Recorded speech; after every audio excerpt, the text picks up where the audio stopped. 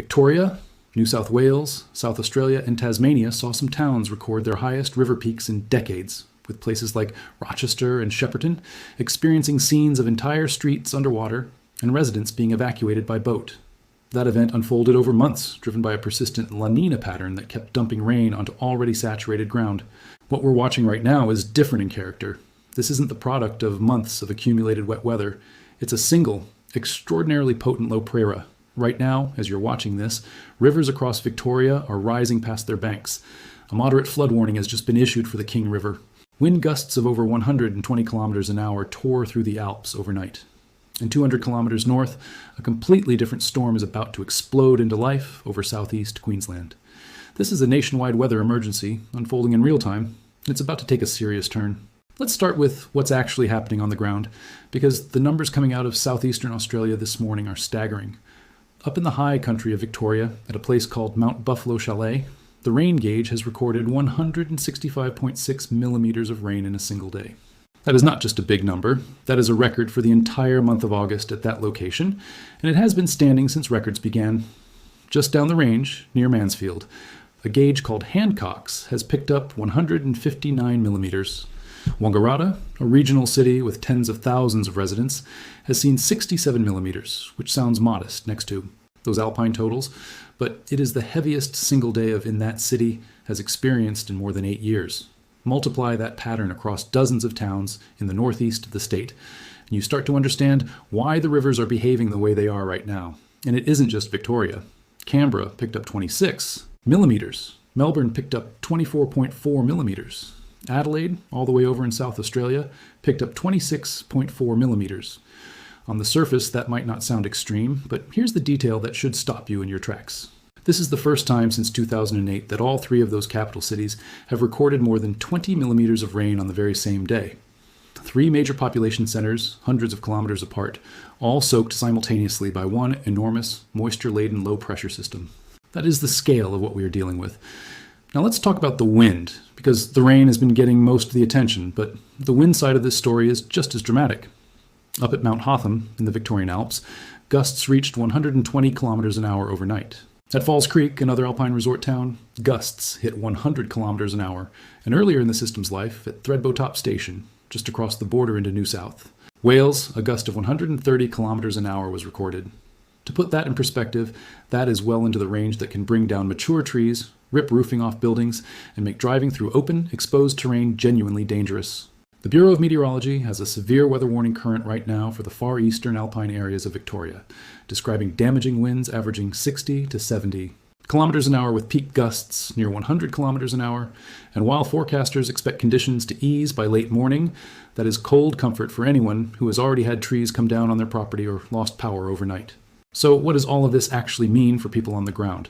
It means flooding, and it means flooding that is escalating as we speak. The Bureau has a flood watch current, numbered Flood Watch 5, covering a huge swathe of northeast and central Victoria. The catchments under threat read like a list of the state's major waterways. The Snowy River, the Mitchell River, the McAllister River, the Bunyip River and Dandenong Creek, the Yarra River upstream of Warrandyte, the Upper Murray and Midda rivers, the Kiowa River, the Ovens and King Rivers, the Broken River, Seven and Castle Creeks, the Goulburn River both upstream of Lake Eildon and between Eildon and Seymour, and the Avoca River. That is not a short list. That is essentially the entire eastern half of the state's river network under some level of threat this morning. But here's the headline that should really grab your attention because it just escalated. The King River now has an initial moderate flood warning in place. That is a step up from a watch. That is a step up from a minor warning. Moderate flooding on a river like the King means low-lying farmland, roads, and potentially some structures are now at real risk of inundation. And it means the situation on that particular catchment is being taken very seriously by emergency services right now. Alongside it, the Ovens River and the Goulburn River both have minor flood warnings current, and flood warnings remain active for the Kiowa, the Broken, and Seven and Castle Creeks as well. Interestingly, flooding is no longer expected on the Snowy, the Mitchell, or the McAllister, which tells you something important about how this event is evolving. This is not a uniform disaster blanketing the entire state equally. It is a shifting, moving target, easing in some catchments even as it intensifies in others, and that is exactly why authorities keep stressing that people need to keep checking for updates rather than relying on what they heard yesterday. If you are in any of these catchment areas, The advice from the State Emergency Service is worth repeating clearly. If driving conditions are dangerous, pull over safely, away from trees, drains, low-lying areas, and floodwater, and avoid travel altogether if you can. Stay away from floodwater, mud, debris, damaged roads, and fallen trees. Remember that recent storms can make trees unstable, so a tree that survived last night's wind might still come down today. Secure loose items like outdoor furniture, umbrellas, and trampolines. Move vehicles under cover or away from trees. And if conditions are bad where you are, the safest place to be is indoors and away from windows. And if you are in genuine danger, do not wait.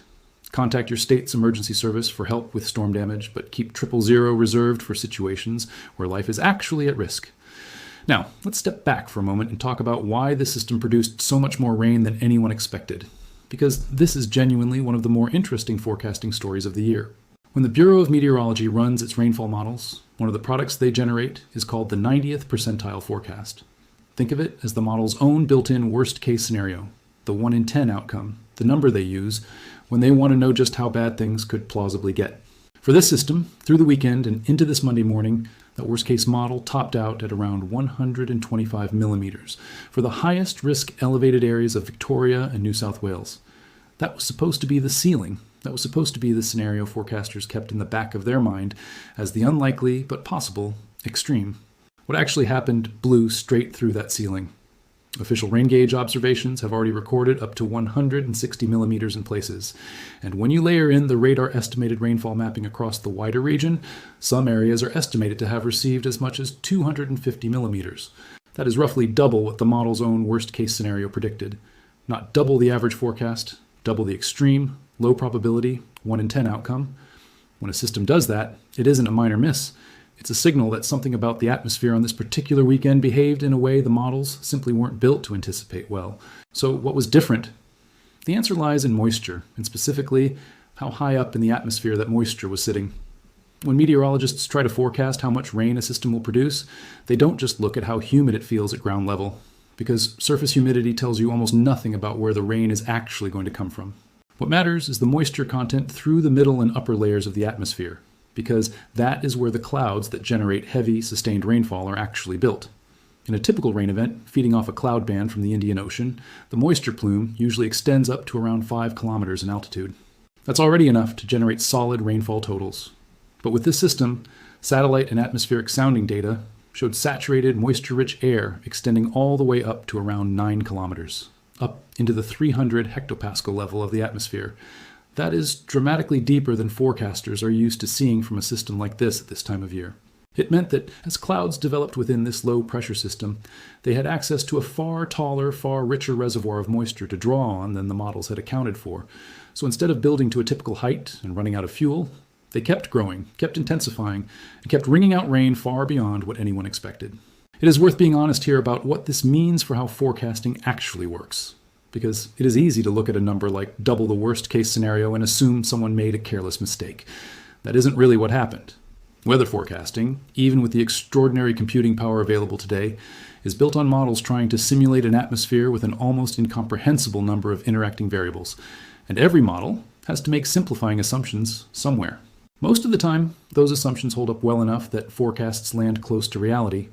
But every so often, a system arrives that finds exactly the blind spot in those assumptions, taps into a depth of moisture the model didn't fully capture, and produces an outcome that sits well outside the range anyone planned for. That's not an excuse, and forecasters themselves have been openly saying they got the numbers wrong on this one. But it is the honest explanation for why an entire industry, models and human forecasters alike, undercalled this system so significantly. There's also a broader climate context that makes this event feel a little counterintuitive, and it's worth addressing directly, because if you've been paying attention to the news over the past year, you've probably heard that Australia is currently under the influence of an El Niño pattern. El Niño is generally associated with drier, warmer conditions across large parts of the country, so a natural question is, how does a record-breaking rain event happen during a phase that's supposed to suppress rainfall? The honest answer is that El Niño doesn't operate in isolation. It's one influence among several, and its effects can be, and often are, overridden locally and temporarily by other climate drivers. In this case, factors like the Indian Ocean dipole, the position of the subtropical ridge, and local sea surface temperature patterns have all been lining up in a way that favors rainfall in southeastern Australia, even while the broader El Niño signal is nudging the continent toward dryness overall. Think of it as a tug of war between competing atmospheric forces. And for this particular event, in this particular region, the wetter influences won decisively. That doesn't mean El Nino has broken down or that the drier trend has reversed nationally. It means that on a regional and short-term basis, other drivers proved stronger, and the result was two entirely separate, very wet episodes over the past couple of months, punctuated by drier stretches in between. Exactly the kind of feast or famine rainfall pattern you'd expect when conflicting climate influences are working against each other. Now let's shift focus north, because while Victoria and New South Wales are dealing with the aftermath of this rain event, a completely different weather story is developing over southeast Queensland, and it's one worth watching closely today. A cold front associated with this same broader low-pressure system is now pushing up into the southeast corner of the state, and along its leading edge, forecast models are picking up on the potential for thunderstorm development, focused not in the areas closest to the parent low, but further north, up through the Sunshine Coast hinterland and toward the Gympie and Hervey Bay areas. Severe thunderstorm warnings are already active for parts of the Southeast Coast Forecast District, including areas around the Gold Coast, Coolangatta and Springbrook, with the Bureau warning that these storms are likely to produce heavy rainfall capable of causing flash flooding within just a few hours of forming. Understanding why this particular corridor is the focus, rather than the area right around the low-pressure center itself, comes down to how cold fronts physically work. Picture a cold front as a wedge of dense, cooler air pushing in from the west, sliding underneath the warmer air sitting ahead of it to the east. As that wedge drives forward, it forces the warmer air in its path to rise rapidly, and that forced rising motion is exactly the kind of atmospheric instability that gets clouds building quickly and can trigger thunderstorms in a short window of time. When the front pushing through is a particularly vigorous one, as this one is, that forced ascent is strong enough to get storms firing rapidly, and that's precisely what convective forecast models are picking up on for this afternoon in the corridor north of Brisbane. That said, it's important to put this thunderstorm risk in proper context, because it is not shaping up to be a high-end, dangerous, severe weather outbreak on the scale you'd typically see later in spring. The atmospheric energy available to fuel these storms, what meteorologists measure as convective available potential energy, is sitting at only around 500 joules per kilogram today. For comparison, a genuinely dangerous severe thunderstorm setup in October or November would typically show values roughly 4 times higher than that. So thermodynamically, the ingredients for an extreme outbreak simply aren't fully present. What is present, though, is strong wind shear through the atmosphere, the kind of favorable wind profile that, if a storm manages to organize itself well, could allow it to punch above its weight. In practical terms, that means while a widespread severe outbreak isn't expected, there remains a real, if isolated, chance of a storm producing damaging wind gusts, or even a brief tornado or waterspout, particularly given that cold front-driven tornadoes, while not common, do occur in Australia on a fairly regular basis, more often than most people realize, typically happening somewhere in the country most months of the year, even if they rarely make national headlines. The reason these storms won't fully capitalize on that favorable wind environment comes down to cloud cover. With so much cloud already being generated by the passage of the front itself, the ground and lower atmosphere aren't getting the chance to heat up and build the kind of explosive daytime instability that severe thunderstorms usually feed on. It's a bit like trying to bake with only half the ingredients you need. You can still end up with something, but it won't be the fully developed, high-end result you'd get if every element lined up perfectly. So expect a few pockets of energetic storm activity through the afternoon, particularly along the Sunshine Coast hinterland and toward Gympie and Hervey Bay, with the potential for localized wind damage, but not the kind of widespread dangerous outbreak that puts an entire region on edge for hours at a time. Meanwhile, back in the southeast, the parent low-pressure system responsible for all of this rainfall is now beginning to pull away from the mainland and move out into the Tasman Sea. As it exits, forecasters expect rainfall intensity to gradually decrease through the remainder of today, tapering off further into tonight and early tomorrow morning. At higher elevations, though, the story isn't over yet.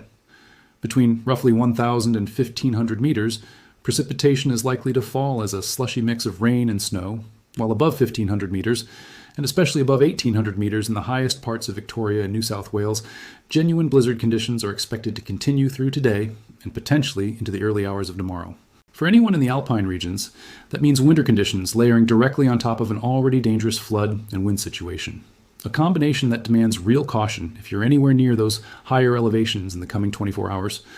Once the low fully clears the coast tonight, it will begin to grow in overall size, while gradually weakening in intensity as it tracks off toward New Zealand, taking the bulk of this rain event's energy with it. That doesn't mean southeastern Australia is entirely done with unsettled weather this week, though. A separate, much weaker cold front is expected to push up through the region on Tuesday and into Wednesday, but this one is a far more modest system, bringing a few showers to the western coast of Tasmania and into South Australia and southern Victoria, with a bit more shower activity reaching New South Wales through Wednesday and into early Thursday morning. Compared to what's happening right now, that front is barely worth mentioning in the same breath, a light, largely inconsequential system by comparison. The real change arrives from Thursday onward, when a strong area of high pressure is expected to build in and take firm control of the weather pattern across the southeast. As that high strengthens through Friday and into the weekend, expect a noticeably calmer and cooler picture to settle in across Victoria, New South Wales, and the surrounding states, a welcome contrast after the chaos of the past few days. It won't be a permanent reprieve, though. Looking further ahead, there are early signs that around the 20th of August, another rain-bearing system could develop across Queensland and New South Wales, driven by a weak upper-level trough merging with the jet stream in a way that could generate a fresh round of broad-scale rainfall in what would be an unusually early window for that kind of setup. It's not looking significant at this stage, and it's very much a situation forecasters will be watching and refining over the coming days, rather than something to be concerned about right now, but it's worth keeping half an eye on as we move deeper into the month. It's also worth putting this event into some historical perspective, because southeastern Australia has seen serious flooding before, and understanding how this compares helps make sense of just how significant the past 24 hours have been.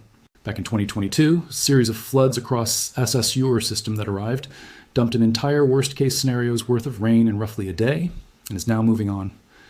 The speed and intensity of this event is arguably more dangerous in the short term precisely because there's less time for people to prepare, even if the overall footprint may end up smaller than a prolonged multi-month flooding disaster. It's a useful reminder, too, that Australia's relationship with extreme rainfall doesn't respect the calendar the way you might expect. Most people associate serious flooding and severe storm activity with the warmer months, spring and summer, when the classic thunderstorm season ramps up across the eastern states. But this event is happening in the middle of winter, in August, traditionally one of the drier and calmer months across the southeast. That's part of why this system caught forecasters so off guard. The models and the meteorologists interpreting them are naturally calibrated around what's typical for a given time of year, and when a system arrives that behaves more like a spring or summer event, tapping into deep, spring-like moisture at winter's height, it tends to outperform expectations built around seasonal norms. It's a pattern worth watching. Because if this kind of unusually moist, unusually intense system becomes more frequent outside its traditional season, it may say something about how weather patterns across the region are shifting more broadly. And speaking of what lies ahead, it's worth remembering that Australia's traditional severe thunderstorm season isn't far away at all. Within roughly 2 months, by October, the kind of high-energy, high-instability setups capable of producing large hail, destructive winds, and genuinely dangerous supercells will become a near-daily conversation across the eastern states. Today's storms in southeast Queensland, modest as they are in comparison, are really just an early preview, a reminder that the atmosphere is beginning to stir ahead of that seasonal transition.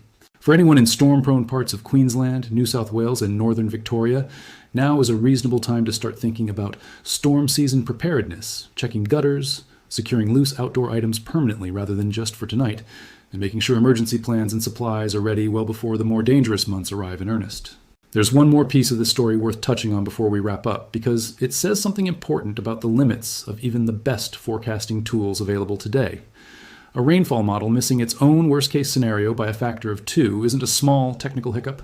It's a reminder that atmospheric physics still contains genuine unknowns, pockets of complexity that even the most advanced simulations available in the 2026 can't fully anticipate every single time. Forecasters have been candid about the fact that they, along with their models, underestimated just how much moisture the system was carrying and just how high into the atmosphere that moisture extended. That kind of honesty matters because it's exactly the process of going back after an event like this, comparing what actually happened against what was predicted, and figuring out precisely where the model's assumptions broke down that gradually makes future forecasts more accurate. Perfect weather prediction doesn't exist yet, and realistically, it may not exist for years to come, but each event like this one adds another data point to the enormous, ongoing effort to close that gap. For now, the practical reality on the ground is what matters most. If you live anywhere in northeast or central Victoria, particularly near the King, Ovens, Kiewa, Broken, or Goulburn rivers, treat the current flood warning seriously and keep checking official updates rather than relying on anything you heard yesterday, because this situation is actively shifting hour by hour. If you're in the alpine regions, be aware that you're dealing with a genuinely dangerous combination of high winds, flooding rain, and blizzard conditions all at once, and travel through those areas should be avoided unless absolutely necessary. And if you're in southeast Queensland, particularly anywhere from the Gold Coast up through the Sunshine Coast, hinterland, toward Gympie and Hervey Bay, keep an eye on the sky this afternoon because while a major outbreak isn't expected, isolated storms capable of damaging winds or even a brief tornado remain a real possibility as that cold front pushes through. This is a system that has already surprised forecasters once this weekend, doubling its own worst-case rainfall projections and forcing a moderate flood warning onto a river that wasn't expected to see this level of impact just days ago. It is still moving, still evolving, and still capable of one more surprise before it finally clears the country for New Zealand tonight. Stay close to official warnings from the Bureau of Meteorology and your state emergency service over the next 24 hours, because in a system that has already proven it can outpace its own forecasts, the safest assumption right now is that this story isn't finished yet.